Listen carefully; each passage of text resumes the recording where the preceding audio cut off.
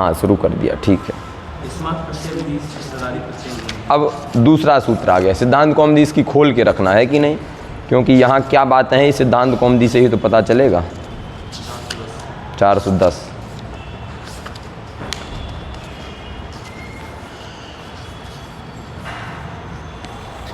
यहाँ तो बहुत छोटा सा सूत्र है, ठीक है, तो सामान्य चर्चा हम लोग कर लेते हैं, फिर पता चलेगा यहाँ क्या है। यस्मात् प्रत्यय विधिस् तदादि प्रत्ययंगम, यह सूत्र जो है यह संज्ञा सूत्र है। अंगम यह संज्ञा है और यस्मात् प्रत्यय विधि यह संज्ञी है कि नहीं। संज्ञा सूत्रों में आपने कई जगह देखा होगा, ये पहला सूत्र नहीं है जहाँ संज्ञा संज्ञी होने के साथ साथ कभी कभी निमित्त भी हो जाता है। जैसे उपसर्गाः क्रिया योगे, तो क्रिया योग जो है प्रादियों की उपसर्ग संज्ञा होने में कारण है कि नहीं। और भी सूत्र अगर आप देखें इस प्रकार के, तो और सूत्र उपसर्गाः क्रिया योगे की जैसे और सूत्र बोलो जहाँ निमित्त भी जो है एक रखा गया है। एक तो उपसर्गाः क्रिया योगे है, और कोई सूत्र ऐसा समझ में आ रहा है?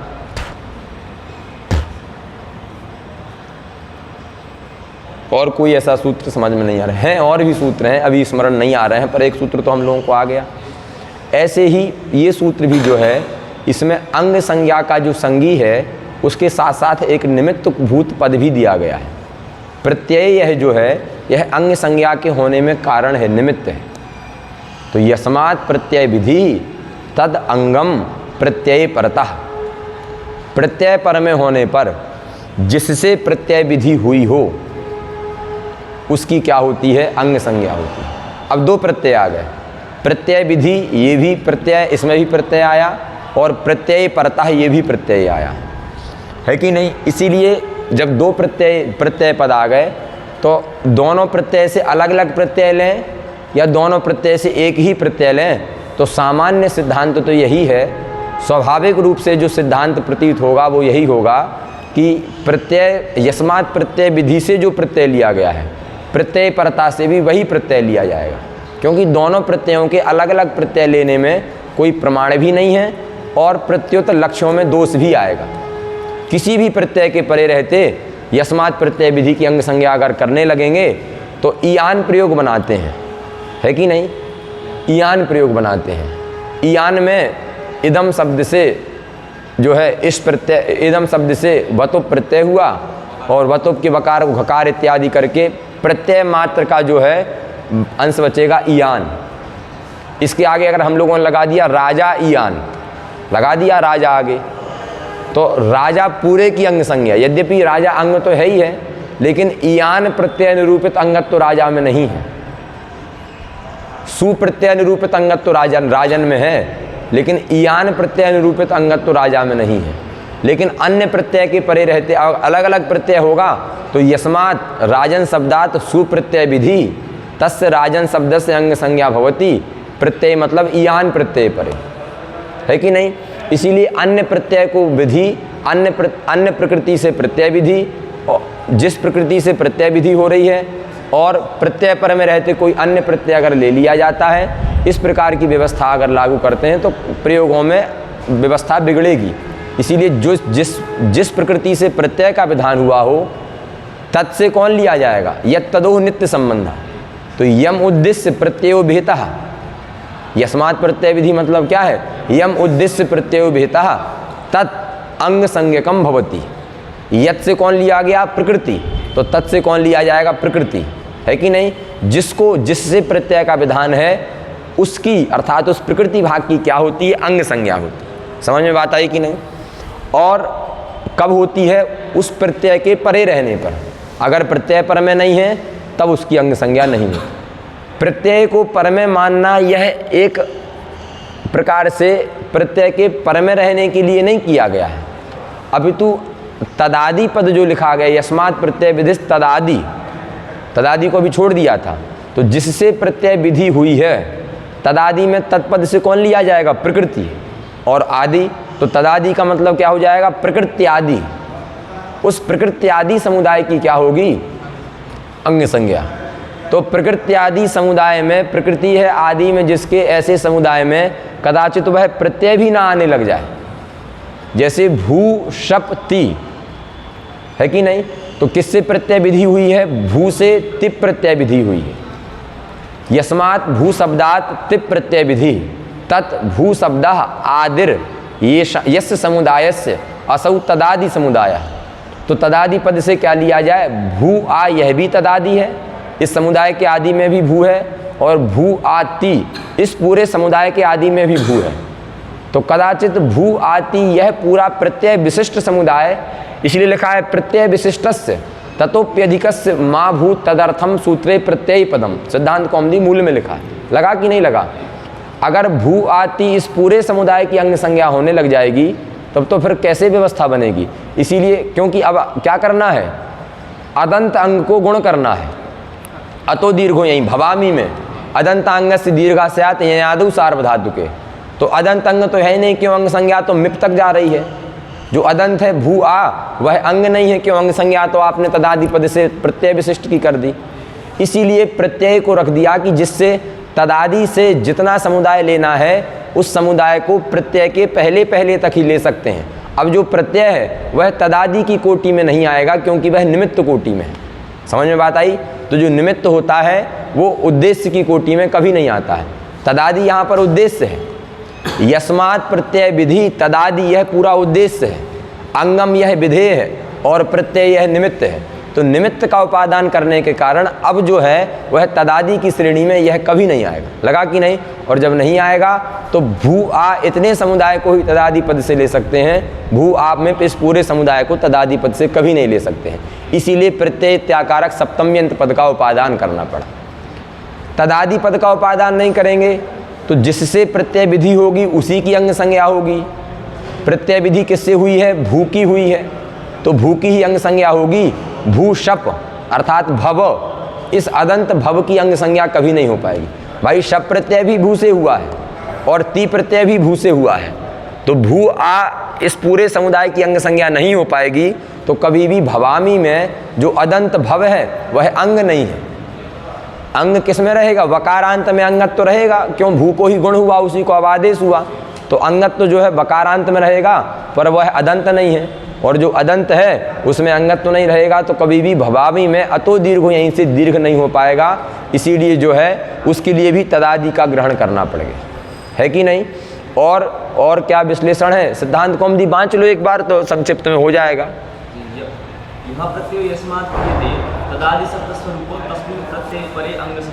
हाँ, भवामि भविष्यामि इत्यादौ विकरण विशिष्टस्य अंग संज्ञार्थं तदादि ग्रहणम्। लगा कि नहीं? भवामि भविष्यामि इत्यादि प्रयोगों में विकरण विशिष्ट की अंग संज्ञा करने के लिए तदादि पद का उपादान किया। हाँ, विधि किम स्त्रीयति, यस्मात् प्रत्यय विधि, प्रत्यय का विधान भी उसी से होना चाहिए।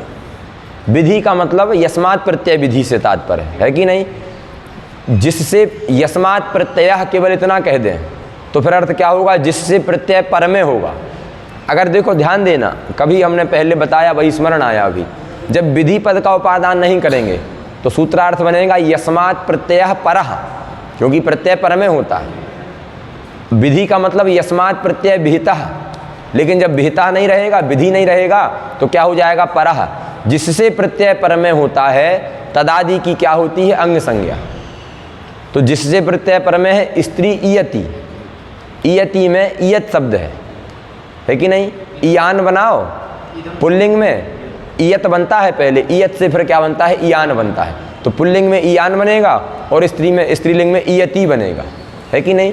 तो स्त्री इयति में यस्मात् प्रत्यय परः, स्त्री शब्दात इयत प्रत्यय परः वर्तते, इयति या इयत प्रत्यय परः वर्तते, है कि नहीं? तो स्त्री की क्या होने लगेगी? उसी इयत प्रत्यय के परे रहते स्त्री की अंग संज्ञा होने लगेगी। तो अजादि प्रत्यय पर में है, इसीलिए स्त्रियाः सूत्र के द्वारा क्या होने लगेगा? स्त्री को इयंग आदेश, यही कहता है ना, अस्य इयंग स्यात् अजादौ प्रत्यय परे। तो अजादि प्रत्यय पर में है और ये स्त्री शब्द है, अंग संज्ञक है, अतः ये अंग के अधिकार में आने वाला सूत्र है स्त्रियाः, जिसका अर्थ होता है स्त्री इत्याकारक अंग को इयंग होता है अजादि प्रत्यय पर में रहने पर। वहाँ ऐसा नहीं है, जब विधि नहीं रखेंगे तो उस प्रत्यय के परे रहते स्त्री की अंग संज्ञा हुई है तो इयंग आदेश की आपत्ति होने लग जाएगी, वह ना हो इसके लिए विधि का तो उससे स्त्री शब्द से ईयत प्रत्यय का विधान हुआ ही नहीं है। अतः ईयत प्रत्यय निरूपित अंगत तो कभी भी स्त्री में नहीं आएगा, तो इयंग आदि की भी प्राप्ति फिर नहीं होगी। हाँ विधि किम स्त्रीयति हाँ। किम प्रत्यय विशिष्टस्य ततो अपि अधिकस्य वा माहु। लगा कि नहीं, प्रत्यय नहीं कहेंगे तो प्रत्यय विशिष्ट भी तदादि की श्रेणी में आएगा, या प्रत्यय विशिष्ट प्रत्यय के आगे तक भी तदादि जाएगा। समझे कि नहीं? देवदत्तः गच्छति, देवदत्त सुगमति, सुप्रत्यय किससे विहित है? देवदत्त से। तदादि देवदत्त है आदि में जिसके, तो देवदत्त सु यह इसके आदि में भी है, और देवदत्त सुगमति इस पूरे के भी आदि में है। तो प्रत्यय सुविशिष्ट की अंग संज्ञा ना होने लग जाए, ततोप्यधिक जो तिङन्त आदि हैं उनको लेकर पूरे समुदाय की भी अंग संज्ञा ना होने लग जाए, इसके लिए अवश्य हमको निमित्त कोटि में प्रत्यय को रख देना है। तो अब तदादि का जो है सीमा, तदादि जो है सीमित हो गया, प्रत्यय को तदादि की श्रेणी में नहीं ले पाएंगे, और प्रत्यय विशिष्ट के आगे को तो बिल्कुल भी नहीं ले पाएंगे, है कि नहीं? हाँ मूल में। हाँ हाँ अत्र प्राचोक्तम यस्मात् धातोः प्रातिपदिकात् वा इति तन्न। कहा कि यस्मात् पद का व्याख्यान प्राचीनों ने कर दिया। यस्मात् धातोः प्रत्ययः भेतः, यस्मात् प्रातिपदिकात् वा प्रत्ययः भेतः। तो विशेष उल्लेख जो इन्होंने किया और दीक्षित जी ने विशेष उल्लेख नहीं किया, तो यही बता रहे हैं कि हमने जो विशेष उल्लेख नहीं किया वो क्यों किया, और उन लोगों ने जो धातु प्रातिपदिक का विशेष उल्लेख कर दिया वो जो है ठीक नहीं है। क्योंकि जब आप परिगणन कर देंगे, विशेष उल्लेख कर देंगे, तो अब कभी भी प्रातिपदिक संज्ञा होगी और अंग संज्ञा होगी तो यस्मात् से प्रातिपदिक लिया जाएगा, यस्मात् से धातु लिया जाएगा। पर कभी कभी हमको तिङन्त को भी अंग बनाना है भाई। जब प्रत्यय की प्रकृति तिङन्त होगी, और हम लोगों ने कहा यस्मात् प्रत्यय विधि, तो तरप आदि जो प्रत्यय हैं जिनका विधान तिङन्त से होता है, तो यस्मात् पद से हम लोग तिङन्तात् ले सकते हैं। और आपने तो यस्मात् का मतलब धातु कह दिया, यस्मात् का मतलब प्रातिपदिकात् कह दिया, तो कभी भी यस्मात् पद से तिङन्त का संग्रह नहीं हो पाएगा। इसीलिए जिन प्राचीनों ने धातु प्रातिपदिकात् कह दिया वह ठीक नहीं है। हाँ अत्र प्राचोक्तम यस्मात् धातोः प्रातिपदिकात् वा इति तन्न। हाँ तिङन्तादीनामपि तरवादिकं प्रत्यङ्गत्वात्। लगा कि नहीं? तरवादिकम प्रत्ययम प्रति, तरवादिकम प्रति तिङन्तादीनामपि अंगत्वात्, है कि नहीं? हाँ संकोचस्य निर्मूलत्वात्। और कोई प्रमाण भी नहीं है। किस बल पर आपने दो का उल्लेख कर दिया? यदि दो ही होते, तीसरा मिलता ही नहीं, तब तो कह दे कि भाई आपने संकलन कर दिया, मिल अनेक रहे हैं। और आपने तिङन्त आदि नाम में देखो आदि लगाया है, तो तिङन्त और भी हैं, इसका मतलब केवल तिङन्त ही नहीं है, तिङन्त के अलावा जो है और भी हैं, उनका भी संग्रह नहीं हो पाएगा। इसीलिए अवश्य हमको क्या करना पड़ेगा? संग्रह या परिगणन की किसी प्रकार से कोई आवश्यकता नहीं है। यस्मात् मात्र का उल्लेख करेंगे तो तिङन्त भी आ जाएगा, और भी जो हैं वो भी आने लगेंगे, है कि नहीं? वो सब आ जाएंगे। और विचार करो, और तिङन्त के अलावा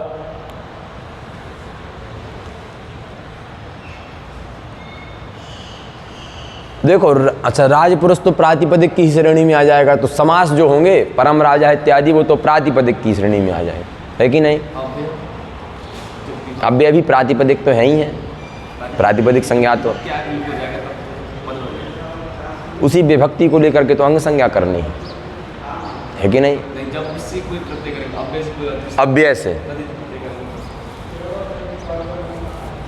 हाँ अव्यय से क्या करेंगे? तद्धित प्रत्यय करेंगे। अव्ययाप्त्यप जैसे जहाँ होता है तो वहाँ भी वो अव्यय क्या है? तो सुबंत की श्रेणी में आ जाएगा। ठीक बात है कि नहीं?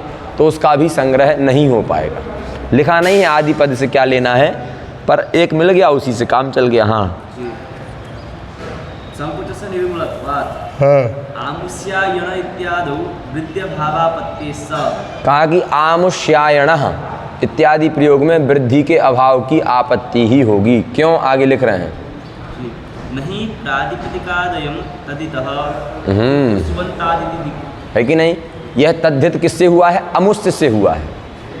अमुष्य षष्ठी का रूप है, तो अमुष्य अपत्यम, इसका अमुक व्यक्ति का यह अपत्य है, और गोत्रापत्य है, फिर युवापत्य है, इसलिए क्या हो जाएगा? आयन, फक होके आयन हो जाएगा, है कि नहीं?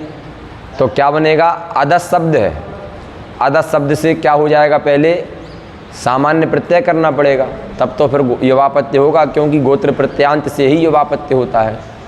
आमुष्यायण में नडादिभ्या फक तो नहीं है कहीं।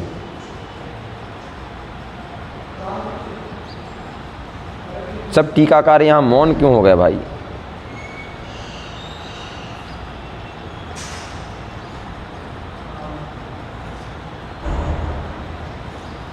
कुछ लिख रहे हैं? आमुष्यायण में लिख रहे हैं?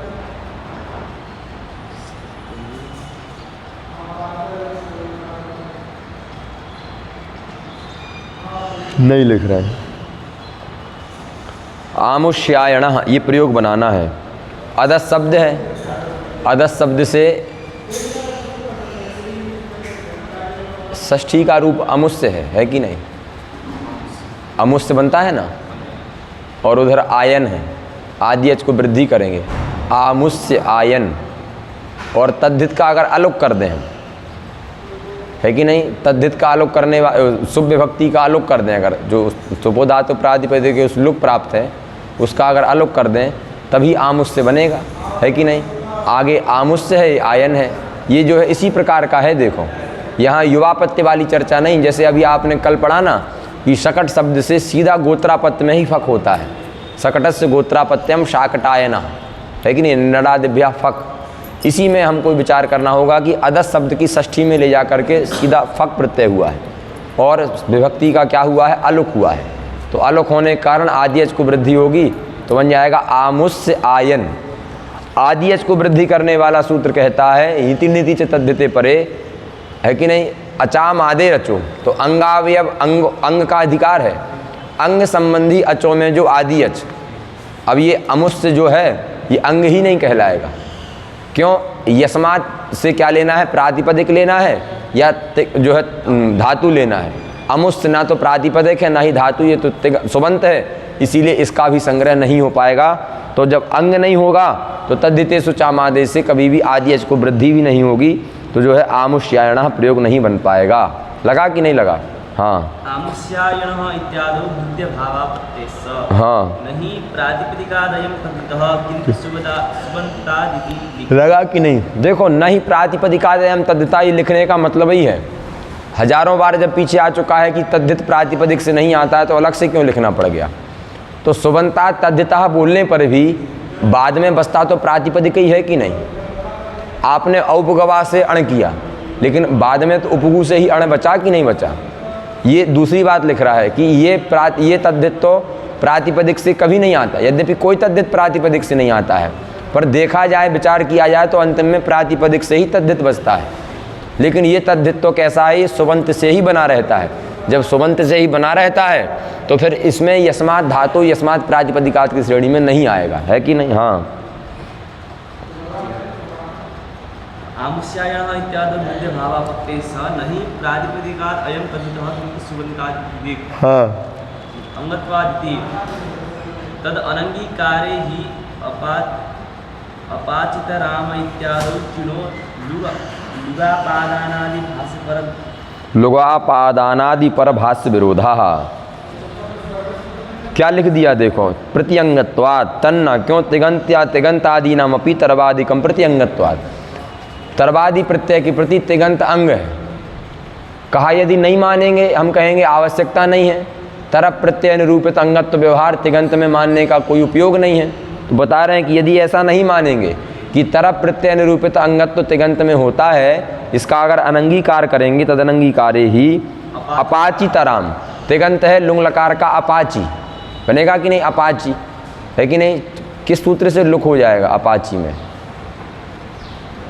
अपाची ये हमें लगता है ये भाव में चले गए, चुण भाव कर्मणों वाले प्रकरण में, है कि नहीं? क्योंकि धातु में तो अपाचित बनता है और दूसरा बनता है अपक्त बनता है, ये नहीं बनता है?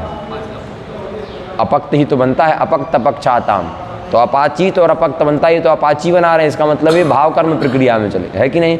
तो अपाची जैसे वहाँ बनाया ना, वहाँ लुक हो जाता है एक वचन में, है कि नहीं? चुनो लुक से लुक हो जाता है ता शब्द का, तो बनेगा अपाची। उससे फिर तरप आ गया तो बन गया अपाची तराम। तरप के बाद फिर वहाँ किमे तिंगव्य घादाम द्रव्य प्रकर्षे के द्वारा आम हो जाता है, तो तरप आम मिला के तराम बन जाता है कि नहीं? इत्यादु अपाची तराम इत्यादु चिणः लुक क्या है, लुग आपादन आपादनादि, लुक का आपादन करने वाला जो भाष्य है वह भाष्य क्या है, विरुद्ध हो जाएगा। क्यों? चिणः परस्य अंग संज्ञा निमित्तस्य प्रत्ययस्य लुग इत्यर्थात्। किस प्रत्यय का लुक होता है? चिण से परे, है कि नहीं? चिणः परस्य अंग संज्ञा निमित्तस्य प्रत्ययस्य, अंग संज्ञा निमित्तक प्रत्यय का उन्होंने पहले आपादन किया। देखो बनता क्या है, अपाचितराम, लेकिन अपाचितराम प्रयोग बनाते समय भगवान भाष्यकार ने एक आपादन मतलब एक प्राप्ति कराई। क्या प्राप्ति कराई? कि चिणो लुक के द्वारा क्या होने लगेगा, जो है उसका लुक होने लगेगा प्रत्यय का। जैसे चिणो लुक वहाँ कहता है चिणः परस्य ता शब्द से लुक, ये अर्थ लेके नहीं घटा रहे, नहीं तो अपाचितराम में ता शब्द ही नहीं है। आगे अर्थ भी लिख दिया। आपादन प्राप्ति कराते समय भगवान भाष्यकार ने क्या अर्थ किया कि चिणः परस्य, चिण से परे अंग संज्ञा में निमित्तक जो प्रत्यय है उसका लुक होता है। तो चिण से परे भी तरफ है, अपाची में चिण है, उससे उत्तर तरफ है, अंग संज्ञा के प्रति निमित्त भी है कि नहीं? जब निमित्त है तो इसका लुक प्राप्त होने लगेगा। बाद में भाष्यकार ने उपाय करके उसका निदान कर दिया कि नहीं होगा। पर यदि तरफ प्रत्यय को तरफ प्रत्यय की प्रति तिगंत को अंग संज्ञक न माने तो यह तरफ प्रत्यय कभी भी अंग संज्ञा में निमित्तक माना जाएगा? नहीं माना जाएगा। तो जो अर्थ लिख रहे हैं चिणो लुक का कि चिण से परे अंग संज्ञा निमित्तक प्रत्यय का लुक होता है, तो इस प्रकार के अर्थ से कभी भी तरफ प्रत्यय का लुक प्राप्त ही नहीं होगा। फिर उस अप्राप्त लुक को प्राप्त कराने की चर्चा जो भगवान भाष्यकार ने की वह पूरी चर्चा ही असंगत हो जाएगी, है कि नहीं? अब क्या समाधान दिया भाष्यकार ने, इसका उपादान नहीं कर रहे हैं, पर जो प्राप्ति कराई, जो आपादन दिया, उस आपादन को ही क्या बता रहे हैं, असंगत हो जाएगा, विरोध हो जाएगा यदि हम लोग तरफ आदि प्रत्ययों को तिगंत के प्रति अंग संज्ञा में निमित्त न माने। तो इसका मतलब यस्मात् कहने से तिगंत का उल्लेख भी करना पड़ेगा। आपने दो का उल्लेख कर दिया, हमने किसी का नहीं किया, तो हमारे यहाँ सब उसी में संग्रहित हो जाएंगे, है कि नहीं? हाँ। तदनंकारे ही अपाचितराम इत्यादौ चिन्ह लुक आपादनादि परभाष्यः। हाँ। चिन्ह परस्य अंग संज्ञा निमित्तस्य प्रत्ययस्य लुक इत्यर्थात्, है कि नहीं? क्यों? देखो पूरे तरफ का लुक नहीं होगा, थोड़ा बात ध्यान रखना। चिणः परस्य ता शब्द से लुक, ये तो अर्थ है ही है, थोड़ा अर्थ बदल दिया। चिणः परस्य अंग संज्ञा निमित्तस्य ता शब्द से, तो पूरे तरफ के लोप की आपत्ति भगवान भाष्यकार ने नहीं की, ता शब्द की आपत्ति भगवान भाष्यकार ने की।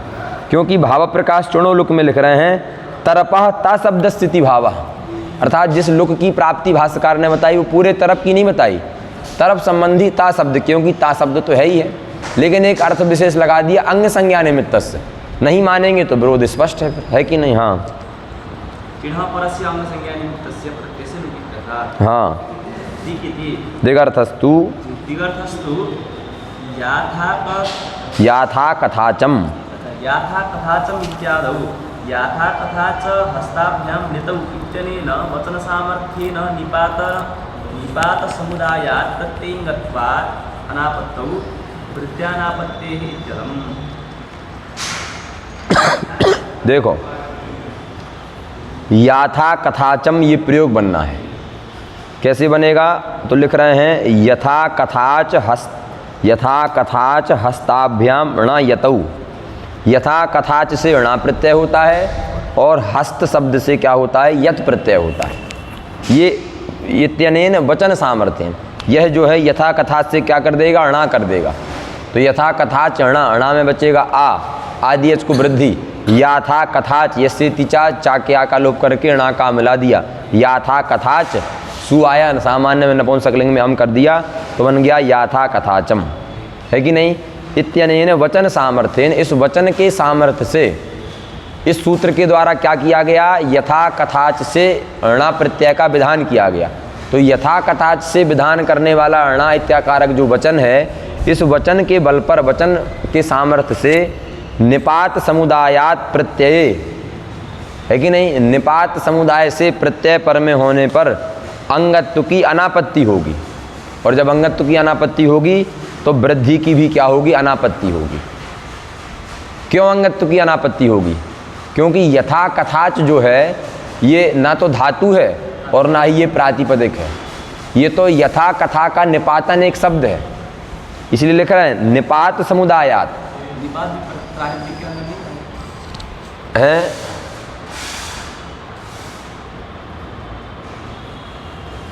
ये कह रहे हैं कि निपात भी जो है वो प्रातिपदिक के अंतर्गत आ जाएगा, तो यस्मात् कहने से प्रातिपदिक ले लिया जाएगा।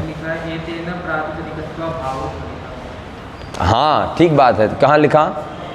भाव प्रकाश में लिख दिया, भैरवी में लिख दिया कि इसका मतलब ये कहना चाह रहे हैं कि निपात में क्या है, प्रातिपदिकत्व का अभाव है। लगा कि नहीं लगा?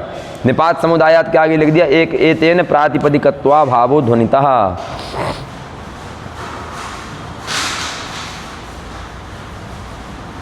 सामर्थ्येन में देखो लिख रहे हैं अन्यथा प्रातिपदिकाधिकारात् तत्वस्य प्रत्येक पर्याप्तत्वेन तस्मान् न स्यात्, है कि नहीं? प्रातिपदिक क्या है? प्रत्येक में देखो ध्यान देना, इसलिए निपात नहीं लिख रहे हैं, निपात समुदाय लिख रहे हैं। बात समझिएगा, यथा और कथाच ये दो अलग अलग निपात हैं, आता भी है उसमें। और ये वचन देखो, इसीलिए पूरी पंक्ति लग गई। आपने बहुत अच्छा प्रश्न पूछा, वचन सामर्थ्य क्यों लगा रहे हैं? क्योंकि एक निपात से तो प्रत्यय हो पाएगा, निपात समुदाय से प्रत्यय कभी नहीं हो सकता है कि नहीं? क्योंकि पूरे तद्धित में प्रातिपदिक प्रकृतिक सुबंत का अधिकार जाता है, तो प्रातिपदिक यथा प्रातिपदिक होगा या कथाच प्रातिपदिक होगा। लेकिन चूंकि वचन ने कह दिया कि यथा कथाच, क्योंकि द्विवचन का प्रयोग कर रहे हैं, इसका मतलब तीन नहीं है, यथा कथाच एक है और हस्त दूसरा है। तो यथा कथाच हस्त से अणा और यत होता है, तो वचन चूंकि कह दिया, इसलिए वचन के वचन सामर्थ्य हेतु है किसमें? निपात समुदाय से प्रत्यय की उत्पत्ति में। लगा कि नहीं लगा? चूंकि वचन कह रहा है कि निपात समुदाय से हम प्रत्यय करेंगे, तो वचन यतः वचनस्य सामर्थ्यम अतः निपात समुदायात प्रत्यय से उत्पत्ति। लगा कि नहीं लगा? अन्यथा वचन का विधान ही व्यर्थ हो जाएगा, वचन का आरंभ ही व्यर्थ हो जाएगा। अतः निपात समुदाय प्रातिपदिक नहीं है। जब निपात समुदाय अभी पीछे आपने पढ़ा कि राम राम का समुदाय प्रातिपदिक नहीं है, ऐसे ही जो है निपात समुदाय जो है प्रातिपदिक नहीं है। और जब प्रातिपदिक नहीं है तो अब इससे आया जो प्रत्यय है ऋणा प्रत्यय, ये इस ऋणा प्रत्यय के प्रति यथा कथाच में अंगत तो नहीं होगा, क्योंकि यस्मात् कहने से धातु और प्रातिपदिक ही लेना है।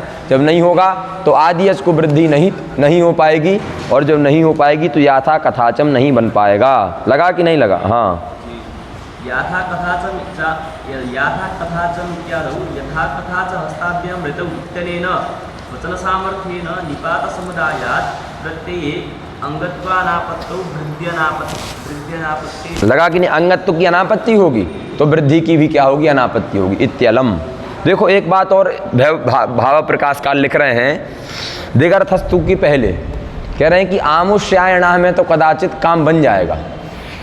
और इस भाव प्रकाश से ये भी स्पष्ट हो गया, चूंकि हम पाठ थोड़ा देख नहीं पा रहे हैं इधर और दूसरे कामों में लगे हैं।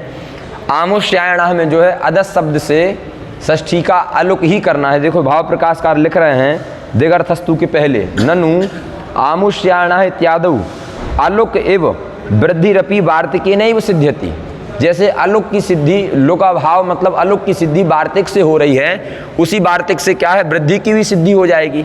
इसका मतलब आमुष्यायणा में षष्ठी का अलुक करने के लिए कोई वार्तिक है तद्धित प्रकरण में, समझे कि नहीं? जब उस वार्तिक से हम अलुक करेंगे तो वृद्धि भी कदाचित उसी वार्तिक से सिद्ध कर लेंगे। तो मूल में दिया गया आमुष्यायणः का जो दोष है वृद्धि अभाव वाला, क्योंकि वही मिलता जुलता दोष तो नीचे दे दिया, तो मिलते जुलते दोष को देने की क्या आवश्यकता थी? दिगर्थस्तु से कोई नया दोष देते तो अच्छा लगता। वही आमुष्यायणा में वृद्धि की अनापत्ति मूल में है, वही याथा कथाचम में आपने शब्दरत्न में दे दी।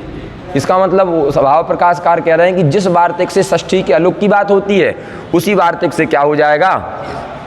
जो है वृद्धि भी हो जाएगी, तो फिर आमुष्यायणा में दोष नहीं रहेगा। इसीलिए याथा कथाचम में दोष का उपादान कर दिया। अब कल थोड़ा देख के आना कि किस वार्तिक से आमुष्यायणा में वृद्धि का अलुक होता है, उसका षष्ठी का अलुक होता है कि नहीं? बस इतना ही रखेंगे, ठीक है? बंद कर दो इसको। एक सूत्र हो गया, इतना बड़ा सूत्र कोई कम है क्या? इसको बंद कर दो भैया।